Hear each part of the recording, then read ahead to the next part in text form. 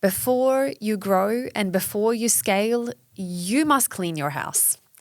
Because if you don't, the problems and all of the dust and dirt will come with you. The moment I stopped relying on external reinforcement, motivation, a pat on the back to progress, that is the moment where I knew that I had become extremely powerful. My sparkling water will be stocked in the fridge with a label facing forward. I can keep telling you all of the things, but every single day I come home from work now, I'm like, oh, this is so good. Best investment I have ever made. Hello and welcome back to another episode of the Rebecca Adehill Show. I hope that you are having the most incredible start to your week. Today I want to dive straight into it and speak into what you must cut out of your life and your business before you scale. There is a version that looks like when you scale, you are simply just adding more things, more offers, more revenue, bigger team, more. But then there is also another part of scaling, which is, in my opinion, is essential. That is the cutting away, cutting out things that simply can't come with you as you are scaling.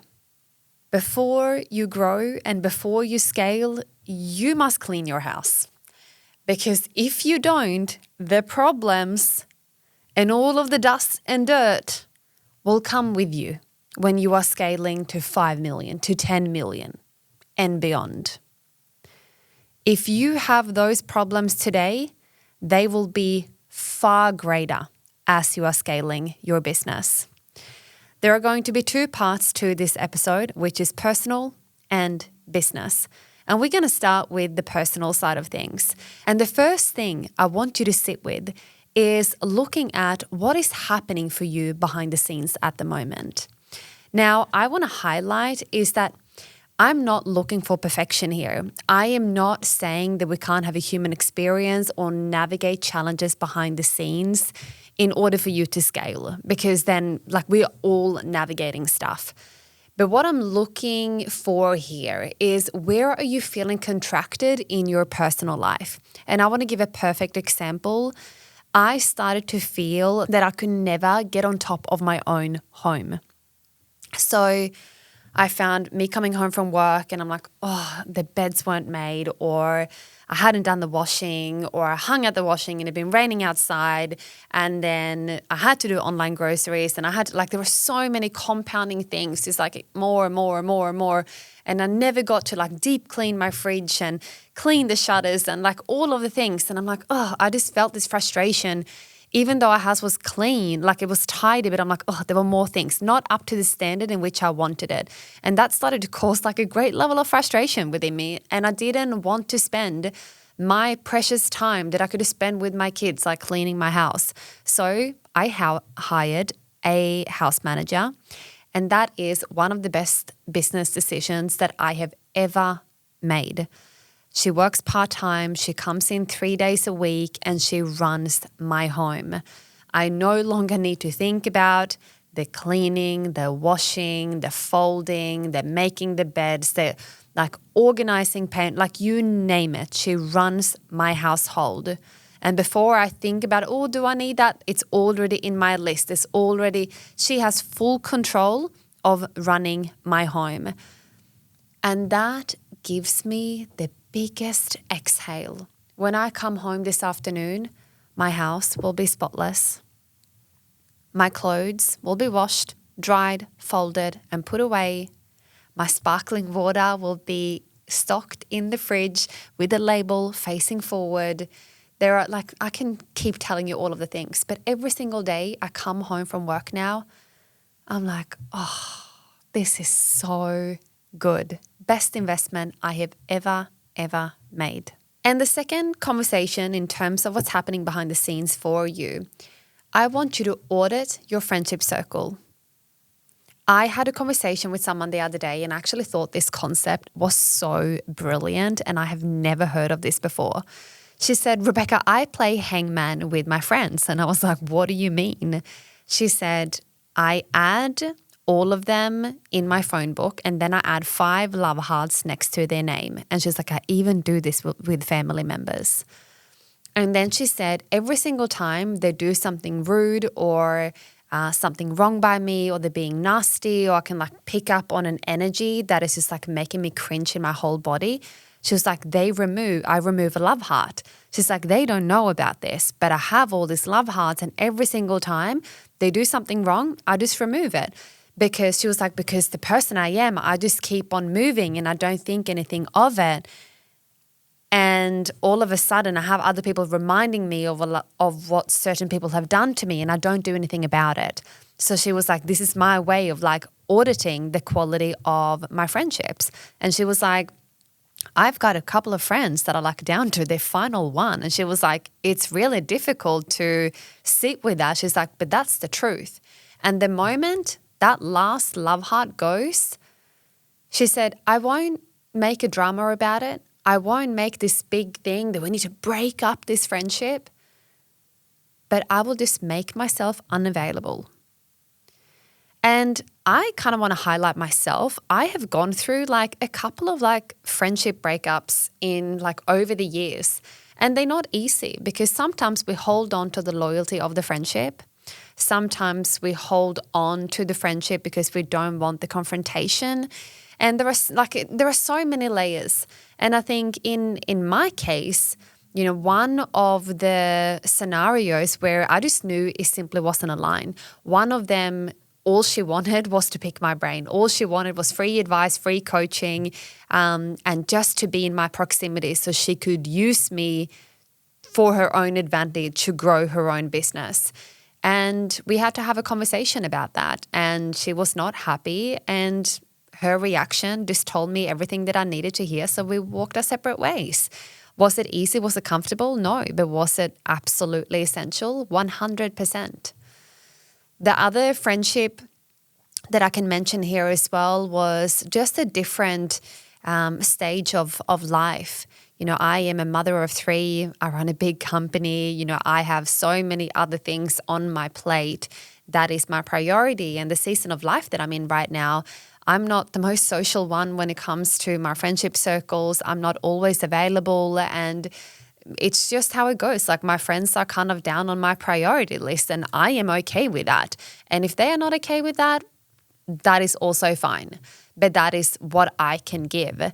And she was someone who was single, no kids, no business, kind of had no real responsibilities outside of herself.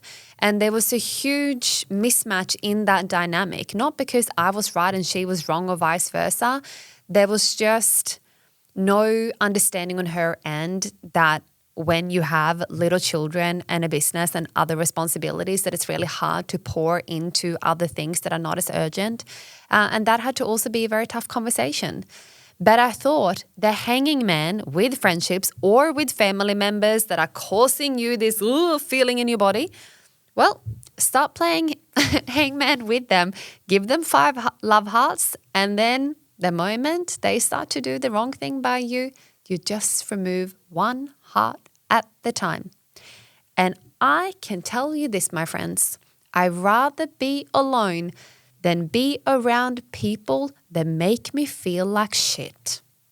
And now we are starting to clean up a few things here. We are cleaning up your home environment. We are kind of seeing, where do you need to feel more supported behind the scenes? And we are looking at your friendship circles. We are auditing your friendship circles. And I know something about you. You are not afraid of being alone. I love my own company. Sometimes I actually prefer it. Not because my friends are bad. It's just because I really enjoy my own space. And that is okay. Now, to be able to scale a company and to be able to scale to the bigness of your vision, we also need to tap into the version of you that can hold that level of scale. And that is a continuous choice of always choosing to work on yourself, to always pouring into yourself, to bringing the things that we keep in the shadow into the light, always bettering ourselves. Not because we are not complete and whole and perfect as we are, simply because we are committed to evolution. And in order for us to grow and hold new level of capacity, our capacity must expand. So when you think of someone who has perhaps a bigger capacity to you, or they are saying that top 1% when you're like, oh, I want to get to that point. What is it about them that makes them, or that makes you see them through the light of being in the 1%? What do they do differently to you? How do they show up? How do they speak? How do they hold themselves? What are some observations that you could just think of right now when you think of people that are in the 1%? Now, when you have those couple of things, I'm also going to make the assumption that you want to be someone who wants to be in the 1%. Now, I've just cornered you a little bit, because if there is a part of you right now that knows 1 or 2 steps that you could take to be in the 1%, if you could take 1 or 2 steps to actually improve yourself or work towards an outcome, if you could actually think about a couple of things, my next question to you, why haven't you done it? Why haven't you done it when you know 1 or 2 things that could actually move you closer to where you want to be? Why haven't you done it? Is it because you are sitting back waiting for permission? Is it because you are not seeing yourself as being someone like that? Or maybe clock yourself here that it's your internal dialogue, perhaps, that is actually not supporting where you want to go. Because the assumption that I get to make and the standard I want to hold you to is, if you haven't done those 1 or 2 things that you actually know, I'm going to make the assumption that the path that you want to go on is simply not important enough. I'm going to make the assumption, if you have not done 1, 2, or 3 things that you know of, you may not have the full picture, but if you know 1 or 2 things that will move you closer to where you want to go, but you haven't done them, I'm going to make the assumption that it's not important enough to you. And if you are realizing right now, well, Rebecca, it is important enough, well, then go and do it. Go and be it. Set the boundary. Start to show up for yourself, because if you can't even trust yourself and overcome that little voice in your mind, you're not going to scale. You're not going to survive. When shit hits the fan, when you are scaling, we need someone that can count on themselves. The moment I stopped relying on external reinforcement, motivation, a pat on the back to progress, that is the moment where I knew that I had become extremely powerful. Now I can build in isolation. I can work on myself without saying to a single person what I'm working on. I don't need it, because the only person I have to convince is me. And the only person you have to convince is you. Now I want you to also think about, what are some rooms or places that you still go to? Rooms that you may have invested in, places that you normally go, but they don't expand you. The conversations, the energy, and how you feel when you leave is a very good indication whether that room is right for you or not. And I'm going to make an example here. I went to, and this is no shade on mothers' clubs, by the way. I think I just had really bad luck with mine. When I'd had my second child, my husband said, it would be really good for you to go to a mother's group. And I was like, oh, I don't want to. I'd rather work. He was like, just take an hour, just have a coffee with the girls. And I was like, sure, okay. And this is not throwing shade on women, mothers, nothing. I I just had bad luck. So I sit down and I'm all excited with my little toddler over there, my 14-month-old over there and a newborn in my arms. And I was like thinking, fuck, I need to get back to work. But anyhow, I'm going to sit here and enjoy this coffee and have this conversation. And then the conversation started and they all started to go around the table and I started to see a pattern. Every single one of them were complaining about their husbands. They talked shit about their husbands. They said how tired, exhausted, and ah.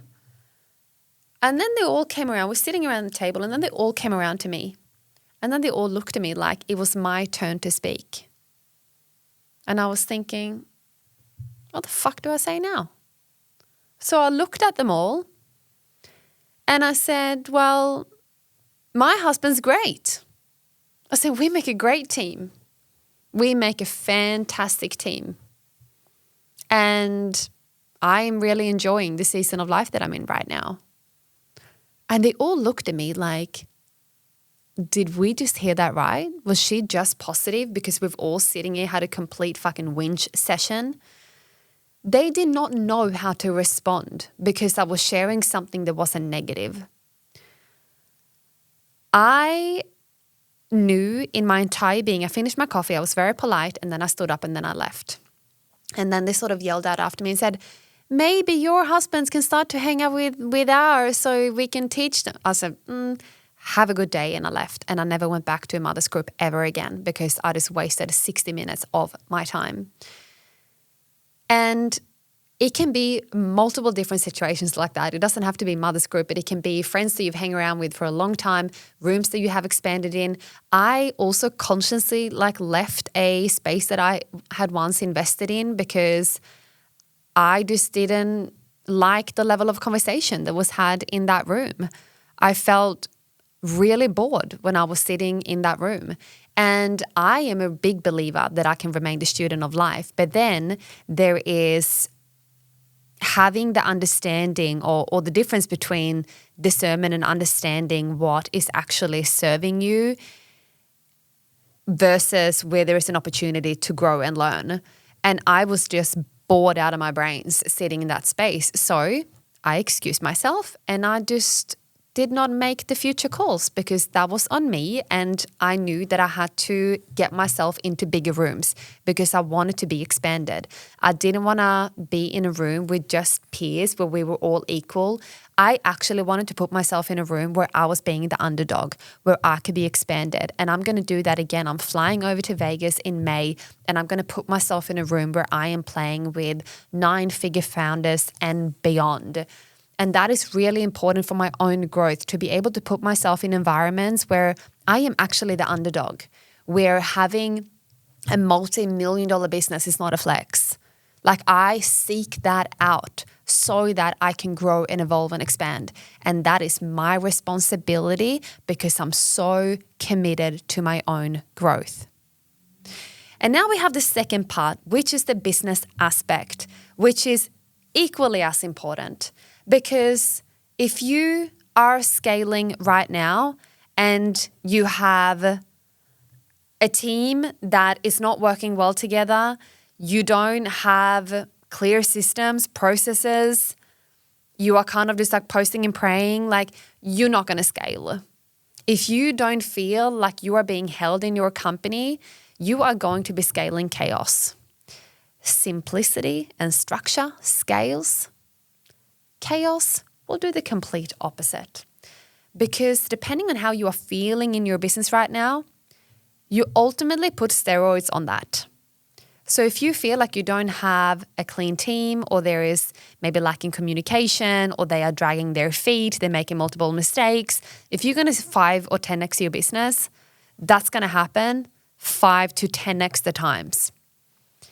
If you need to have constant communication and calls with your team and feeling like you're dragging them along for every decision, you need to have a conversation with them, because you cannot drag people along with you as you are scaling.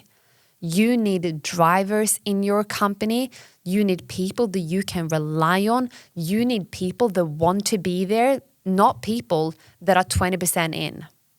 I am really big on this in the season of my business. If people are not all in on my business, they're out. And that is not because I don't want to see them win. I will create a structure within my company so they can win. But I don't do half energies. I don't do half in, half out. I simply don't. And if I see that and if I clock that more than once, I'm going to start playing Hangman with my team too. And I think it's important to do that because it sets a level of standard and a level of excellence. And I need to hold myself to that standard, which means when I set a certain standard within my company, I'm expecting my team to also live up to that expectation along with my leadership. You need to have a team that you can rely on and trust. And if you don't have that, and if you have someone that works for you 5 hours here and they're a bit vague over here, you can't scale that. You need to have a solid team and structure in place so that you can scale with confidence. The other aspect is looking at your entire ecosystem. And I often say, how would you feel if I sent you 1,000 clients today? Could you handle it? And often people would freak out. And it's a really beautiful indication because what you are noticing is that where do you have the gaps in your organization because you feel the contraction. You're like, I couldn't do 1,000 people. I couldn't do 500 people. Maybe I could handle 5. So what is that actually telling you about your business? And very easily, we can actually start to see the gaps. And my last point that I want to make here is asking yourself, are you going with the evolution of the world? And how much are you prioritizing installing AI into your company? It is my biggest focus for 2026 is to become so deeply knowledgeable in the AI space that I understand it, it's fully integrated, and ultimately making my company more efficient, more scalable, so that I can continue to scale with confidence. I believe, and I'm going to do a whole other episode on this, I believe that we have about a 12 to 24 month window where we have a choice as founders. Either we lean in so hard to the evolution of the world and AI, which is my side. I'm going to become an absolute master at it to the point where I can actually teach it, to the point where I can understand it and just riddle it off. Like I'm so committed.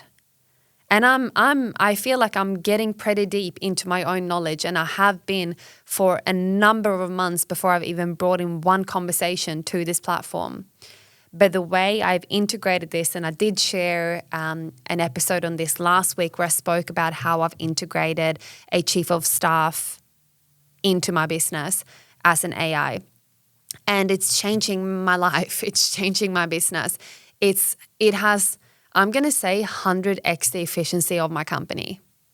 And I'm not underestimating that. It is changing my life. I feel like I have just cloned myself and someone that can actually execute 100 times faster than what I can. I'm no longer the bottleneck in my business. And the final thing I want you to see here, and either you can leave me the word bottleneck on Instagram and I'm going to send you a free founder dependency audit where you can actually go through and audit yourself and actually start to identify where you are the bottleneck in your business, or you can just see the link below and I will send that to you. Because we need to start to identify where the friction is in your company. Once we have the friction, we can then step in and find a solution. Once we have the solution, we fix it, we move on to the next. And that is how you ultimately can scale with confidence. Witnessing and seeing the bottlenecks, solving it, then we move on to the next. And that is a continuation as you scale to new levels. I hope this episode has helped you see where you need to grow, where you need to let go, where you need to make changes, where you need to adapt different ways, what friendships you need to let go of, where you need to let go of team, hire more staff, leaning more into AI. committing to yourself to become better, even though no one is there to give you the recognition, the validation. This is a you versus you game. Your success and your worthiness should never be dependent on someone else's validation. The moment you let go of that, the moment you set yourself free. Have an incredible rest of your week. I cannot wait to be back here next week for another show.